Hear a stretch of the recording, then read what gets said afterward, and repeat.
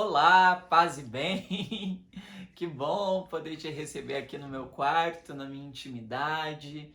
Ah, Vamos partilhar o Evangelho de Jesus, que sempre acrescenta, constrói, reconstrói o que está quebrado, o que está ferido dentro da gente, e o Evangelho só auxilia.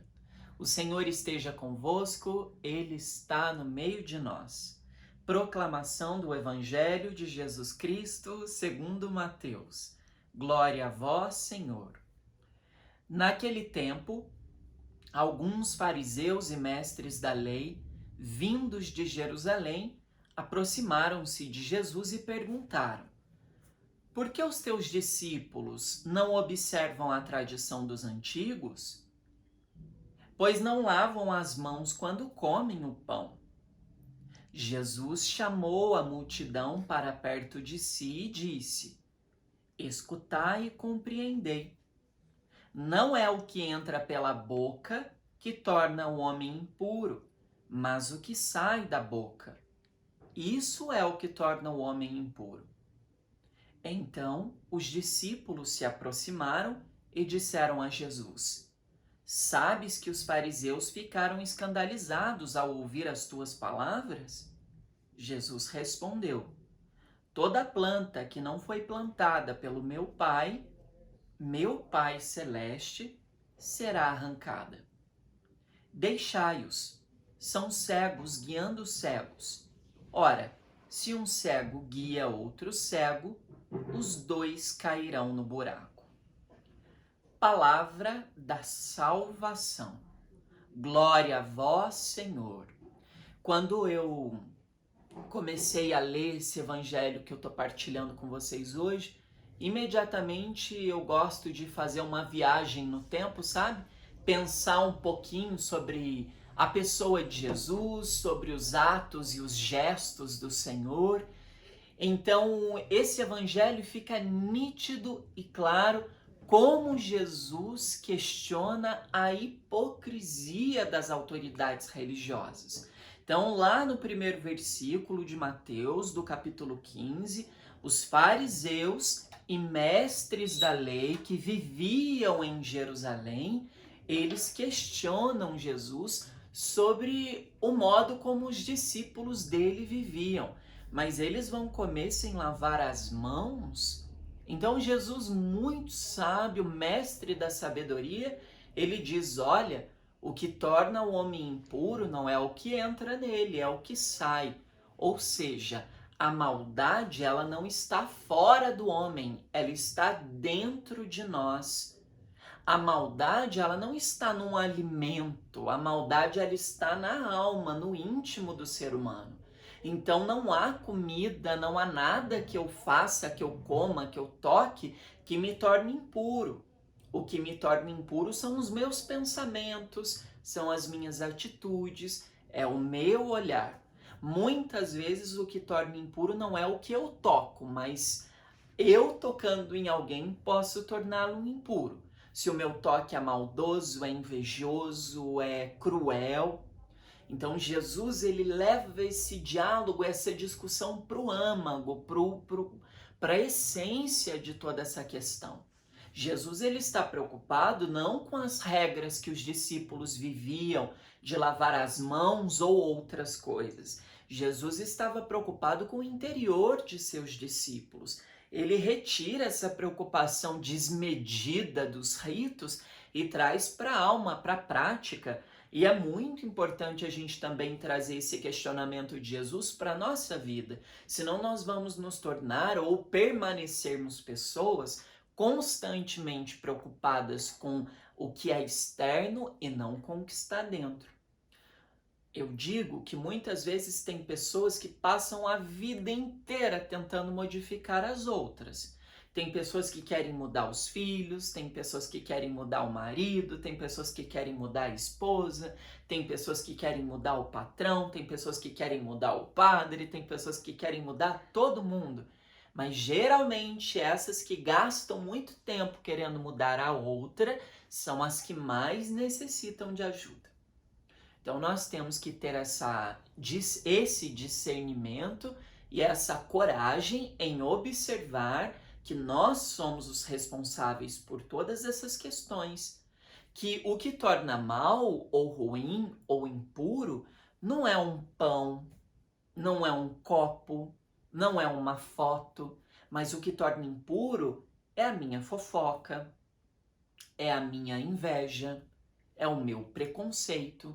Quando eu sou religioso, tenho um terço na minha mão, sou líder de pastorais ou de movimentos, mas falo mal da vida das pessoas, não me preocupo com as consequências do que eu falo, ou nem quero saber as consequências do que eu estou vivendo, o impacto que o que eu digo vai ter na vida daquelas pessoas, eu sou cruel. Não é a outra que é ruim. E muitas vezes outras pessoas são realmente de fato ruins e difíceis. Mas o que vai me diferenciar delas é não falar delas, porque falar delas não me torna mais santo. Apontar os erros e os pecados do outro não me torna puro, santo diante de Deus. Pelo contrário, me torna hipócrita, me torna ruim, me torna, enfim, uma pessoa desnecessária, com falas desnecessárias. Que cristãos nós queremos ser? Que cristão eu quero ser? Um cristão de ritos, que frequenta a igreja, que conhece todos os livros, que conhece toda a teologia, que conhece todas as orientações, mas que não tem um pingo de amor no coração, que não tem um pingo de caridade pelo semelhante, que não tem um pingo de respeito pela adversidade?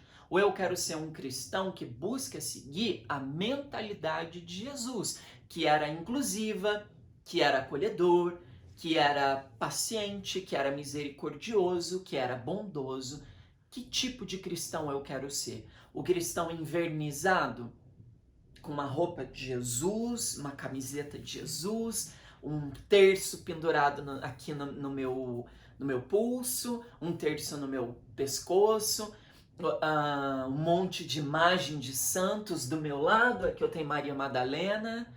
Aqui eu quero isso. Eu quero ser um cristão assim, cheio de artefatos religiosos, só para eu poder olhar e pensar: aquele lá não faz nada do que eu faço, e aquele lá nem sabe quem é Jesus, que absurdo. Ou eu quero ser aquela pessoa quieta interiormente, que não gasta tempo pensando ou criticando ou julgando mal o semelhante, mas que está olhando realmente aqui para dentro. Olha, o mal no mundo não está no João, não está na Maria, o mal no mundo não está no seu José, não está na dona Joana. O mal do mundo está dentro de mim, com a capacidade das escolhas que eu tenho. Se eu escolher ser mal, não é a minha identidade religiosa que vai me diferenciar. É o caráter. Tem pessoas com muita religião, muita prática religiosa, mas pouco caráter. Então, o que precisa ser transformado em nós é o nosso caráter. A religião, ela vai influenciar na minha ética, na minha moral, no meu caráter. Uma pessoa verdadeiramente religiosa, ela não está preocupada com o andamento da vida do outro. A não ser que essa pessoa peça ajuda, e ela vai ser sensata em ajudá-la até um certo ponto. Depois a própria pessoa vai começar a caminhar. Mas o que me torna santo não é tomar consciência do pecado da comunidade, da paróquia. O que me torna santo é justamente saber o meu lugar, saber o lugar do outro e respeitar o lugar do outro. O que me torna santo é saber que Jesus Cristo, ele passou pela vida de uma multidão de pessoas, retirando elas dessas prisões que tornavam elas escravas moralmente daqueles que tinham interesse de machucá-las e aprisioná-las. Sejamos capazes, sejamos verdadeiramente capazes de seguir a mesma mentalidade do Mestre, de Jesus, que não estava preocupado em culpar ninguém, mas estava preocupado em resgatar. Qual é a nossa praxis? Qual é a sua praxis? Nós estamos preocupados também em resgatar ou ferir pessoas. Se a nossa prática é a de Jesus, ela precisa resgatar, trazer paz e tranquilidade ao coração de alguém. Eu sempre cito exemplos, testemunhos que eu vivi, coisas que eu mesmo passei, ou que eu vi, que me contaram, ou de dentro da minha casa, da minha mãe e do meu pai, mas eu vi muitas pessoas assim, que infelizmente falavam da Bíblia, andavam com a Bíblia, eram assim, autoridades nas suas comunidades, todo mundo tinha grande respeito. Quando morria alguém, essas pessoas eram chamadas para fazer oração. Quando alguém ficava doente, essas pessoas eram chamadas para rezar. Mas eram pessoas que não tinham o olhar de Jesus.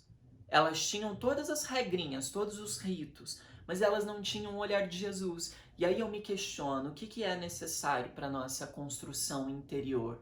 O olhar como de Jesus, que nos torna semelhantes a Ele, ou apenas concentrar para dentro de mim um monte de regra, mas sem sentido algum para o interior? Que lado que nós queremos estar? Que cristãos nós queremos ser?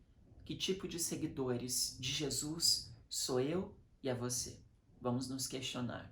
Eu agradeço você pela tua presença, por se questionar junto comigo, porque o que eu estou falando não é para você, não é para te atingir, é para tentar atingir um espaço dentro de mim que talvez não se questione. Vamos juntos seguir na caminhada rumo às promessas de Jesus, que são promessas de amor, de paz e de libertação. Se você gostou, deixa o seu like, medita, não envia para outras pessoas falando, isso daqui vai ser bom para ele ouvir. Pensa no que essa palavra constrói dentro de você. Não fica pensando em mandar no grupo da família para que aquela pessoa que você acha que precisa, ela escute. Se quiser compartilhar, compartilha, mas não compartilhe querendo que o outro melhore. Pense no que essa palavra pode trazer de acréscimo na sua vida. Se ela conseguir trazer acréscimo para você, eu fico muito feliz. Se não trouxer acréscimo, compartilha também, Frei. Fala de outros assuntos, fala de outros temas, traz a vida de um santo, ou vocês mesmos me apresentam a vida de algum santo. Enfim, mas compartilhe, faça o bem, sem olhar a quem, faça o bem porque ele é essencial e o mundo sente falta do bem. A gente vive mergulhado no mal e nas más notícias. Que o bem possa brotar em nós. Em nome do Pai, do Filho, do Espírito Santo. Amém